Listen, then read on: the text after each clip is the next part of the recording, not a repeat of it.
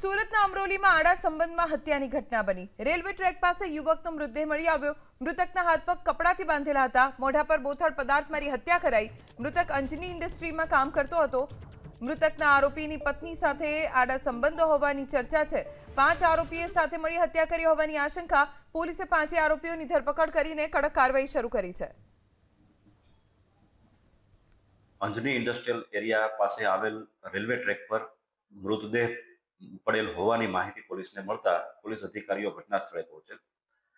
મૃતદેહ માથાના ભાગે બોથડ પદાર્થ વાગવાથી મૃત્યુ થયેલું અને હાથ પગ બાંધેલી અવસ્થામાં મળી આવેલ, જેથી પ્રાથમિક તબક્કે આ હત્યાનો બનાવ હોવાનું જાણવા મળેલું।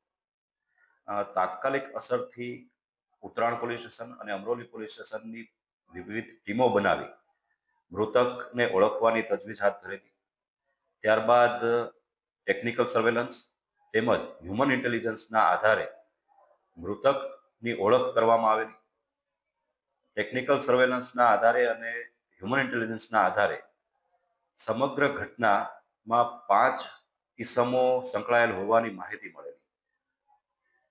આ દરમિયાન પોલીસની અલગ અલગ ટીમો બનાવી આરોપીઓની ઓળખ કરવા તેમજ તેની અટકાયત કરવાની કાર્યવાહી હાથ ધરવામાં આવેલી અને ગણતરીની કલાકોમાં જ 5 આરોપીની પોલીસ દ્વારા ધરપકડ કરવામાં આવેલ છે અને તેઓની અટકાયત કરી આગળની કાર્યવાહી હાથ ધરવામાં આવેલ છે।